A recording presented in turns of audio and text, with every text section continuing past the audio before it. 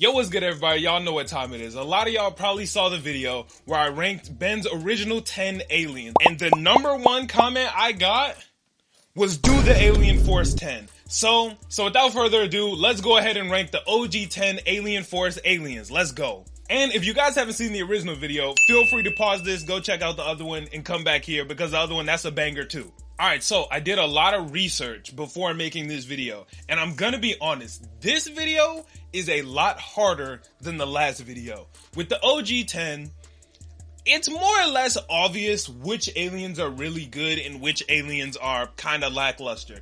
In the Alien Force 10, it's kind of like the OG 10 but upgraded. So honestly, a lot of the aliens are pretty damn good, and they're honestly really close together for most of them. Like, it's hard to just straight up be like, this one is better than this one, or this one and this one. Like, I had to really stop and crunch to really decide which one is better in more situations, and this criteria, that criteria. It was a lot of work, but I think y'all are gonna enjoy it. There's no bias in this. I'm going 100% objective. Let's get into it. And if you guys haven't subscribed yet, please go ahead and hit that sub button. I'm at 892 subscribers. I'm almost to 1,000. Please help me out. Alright, let's start with the number 10 spot. If you guys have watched any of my Ben 10 content before, you probably had a pretty good guess for who came in that number 10 spot. It's Goop. Here's the thing about Goop.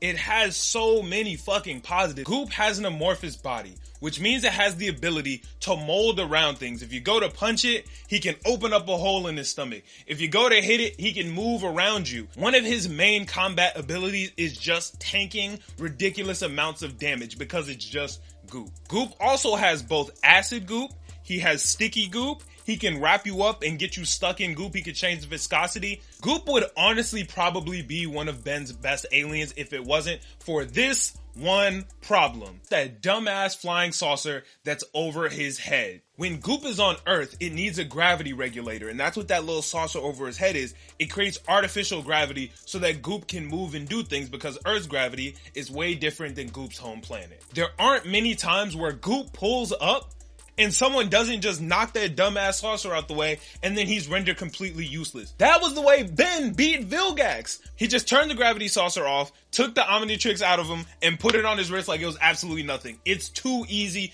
Goop is way too beatable. And that goes for when Goop will do things like slip under doorways or find its way in cracks. Even if the Goop can make its way in, the saucer can't.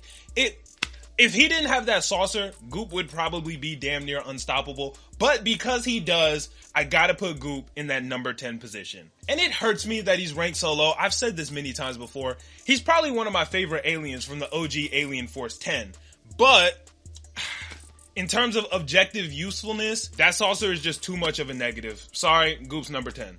Next up on the list, we got Spider Monkey. Spider Monkey looks super cool and it has a lot of dope benefits. When I was a kid, honestly, I think Spider Monkey was also one of my favorites. Spider Monkey's biggest positive is that it has sticky webbing that is as strong as steel cables, which means it is pretty good for wrapping people up. There are plenty of times where Spider Monkey pulls up, he wraps someone up, gets them stuck. That's really the main thing Ben uses him for, is wrapping other people up. Spider Monkey also has enhanced strength, which means he is pretty decent for combat.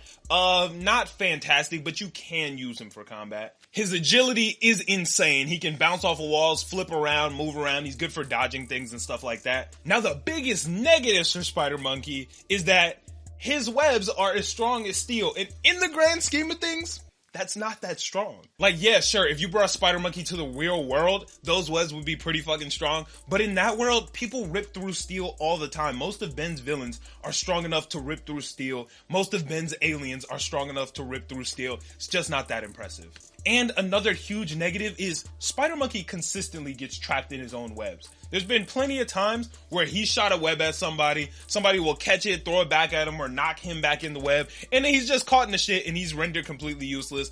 As cool as I think Spider Monkey is, I gotta put him in that number 9 spot. Sorry, Spider Monkey fans, don't hate me, but this is just the fact of the matter. It's the truth. I am not looking forward to doing this next one because I can see the comments now. I know y'all are going to cook me, but remember, this is an objective list. We gotta be objective. Take your personal feelings out of it and really listen to what I'm about to say, okay? Next up on the list is Alien X. Alien X abilities. He can do pretty much fucking anything. He can warp reality, he can warp time, he can warp space, he can really do whatever he wants. Not to mention, his body is pretty much completely invincible. He was able to tank the Big Bang. He can tank incredible amounts of damage because he is all powerful. He can shapeshift, teleport, regenerate. Honestly, it might be faster for you to just Google a list of superpowers and read them all out because he can do all of them.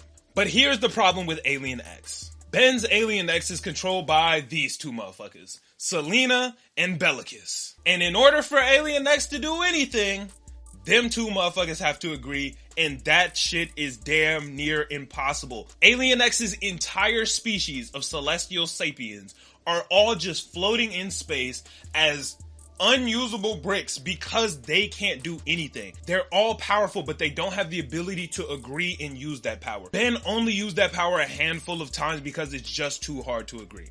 And I get it. Yes, he's all powerful and y'all think he should be number one. But really think about it. If you had the choice between a Lamborghini and the engine only starts 5% of the time. Every time you get in your car and you want to go to work, it just will not start up. Or a reliable Honda Civic, you're gonna take the Honda Civic because it doesn't matter how cool it is if it can't be used. If it's not usable, who the fuck cares?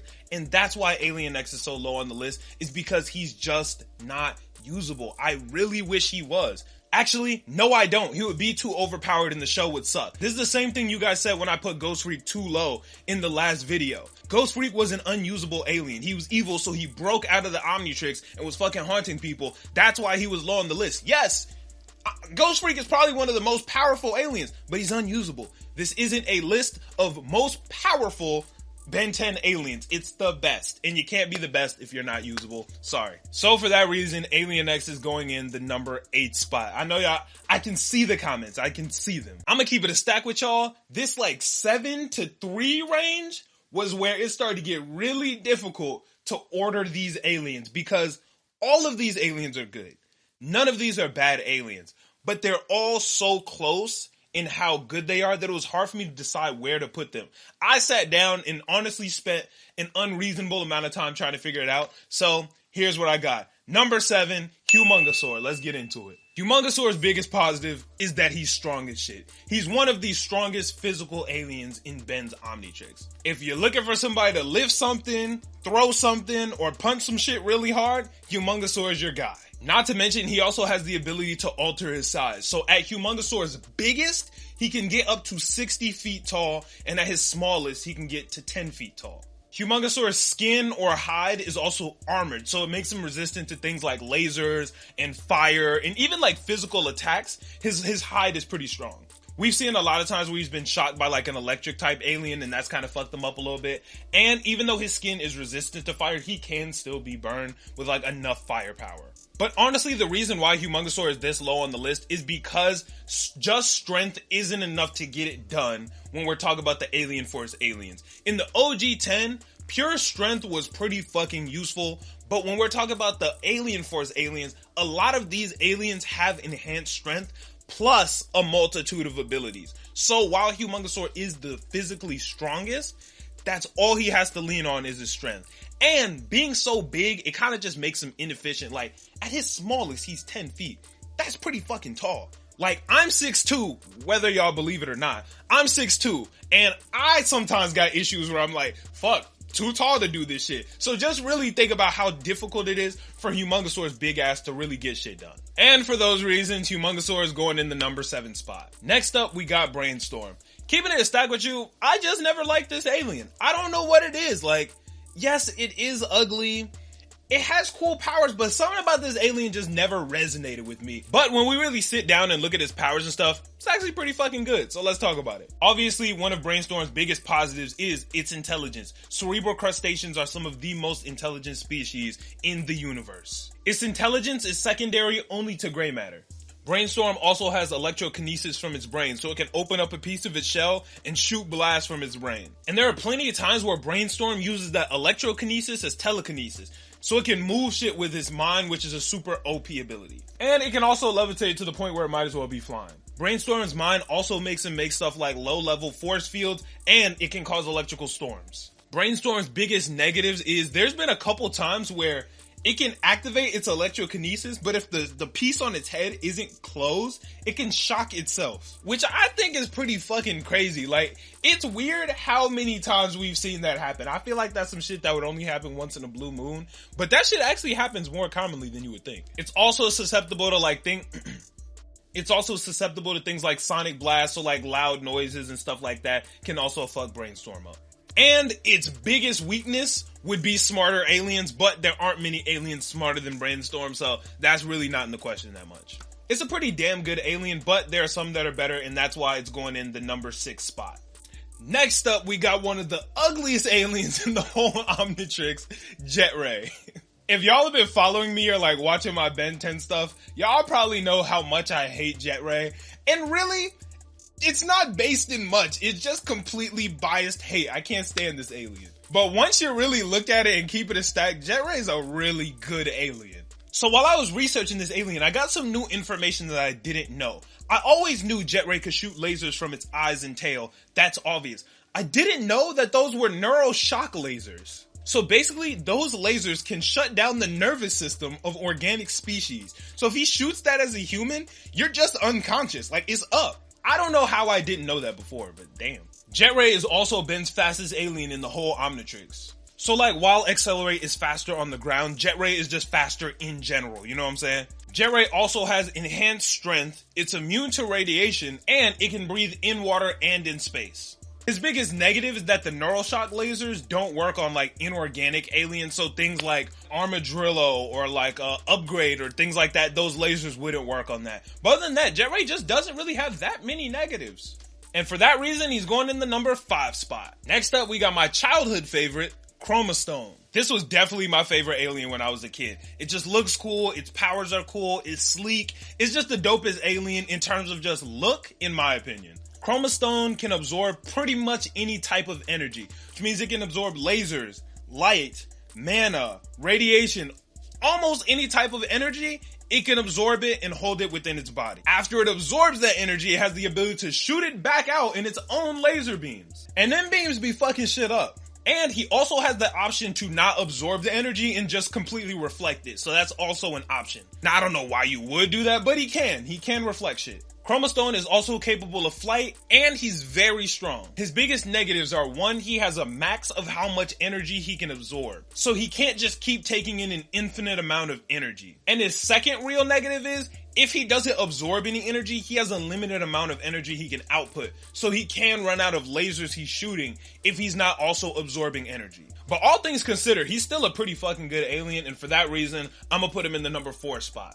Alright, it is time for the final 3 aliens. Honestly, I feel like y'all probably were able to guess what these would be. These are some of Ben's best aliens in the entire Omnitrix, so I don't think it was hard to guess what the top 3 was gonna be. In the number 3 spot, we have Echo Echo.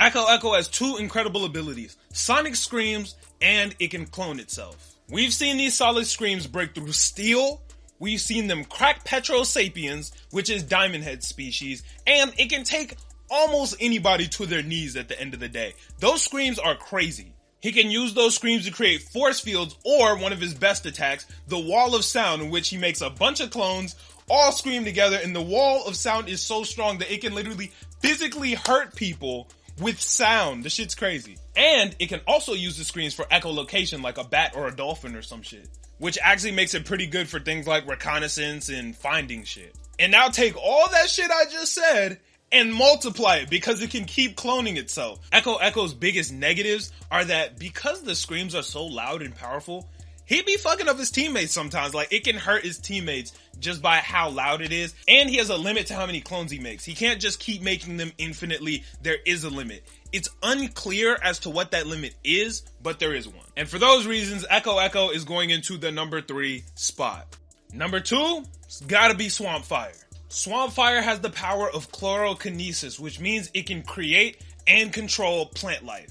And that's all types of shit. That's vines, it's flowers, trees, he can do it all. And he emits a methane gas, which he ignites to have firepower, so he can do things like shoot out fire like a flamethrower or throw fireballs. which basically makes him a combination of two of the best aliens Ben has, Heat Blast and Wild Vine. Put them together and you get Swamp Fire. Because Swamp Fire has a plant body, he's impervious to a lot of physical harm. He can tank a lot of damage. And when he does get damaged, he has the ability to regenerate, so he can bring back whole limbs. He's even brought his head back. We've seen Swamp Fire regenerate from even just a very small amount of plants left. He can create his whole body back, which makes him damn near unkillable. Swamp Fire can fly from fire propulsion, similar to how Heat Blast flies, and he can create sleeping spores that will knock out most species of aliens. Swamp Fire's biggest negatives are there are plant killers and like pesticides that can kind of ruin some of his plants, and he seems to be vulnerable to electricity, which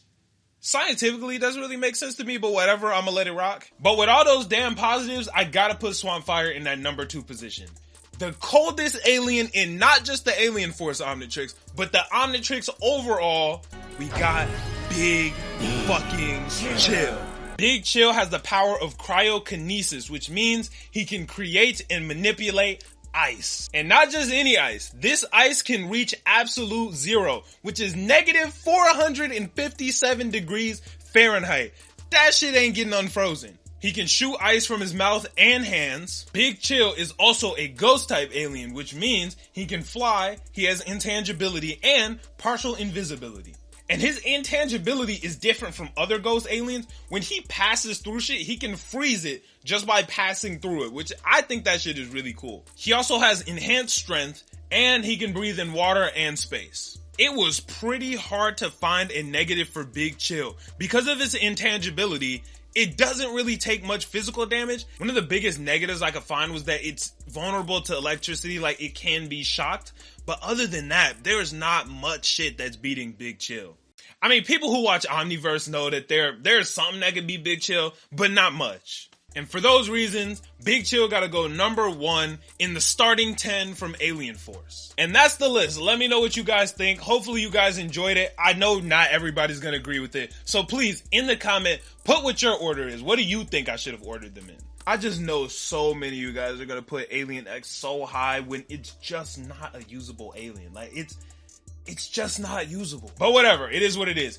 If you guys enjoyed this video, please make sure to like, share, comment, subscribe. You watched the whole video, so you clearly enjoyed it. Please go ahead and subscribe. I would appreciate it a lot. I'm on the road to 1K subscribers. But yo, thank you guys so much for watching. I will catch you guys in the next one. I'm out. Peace.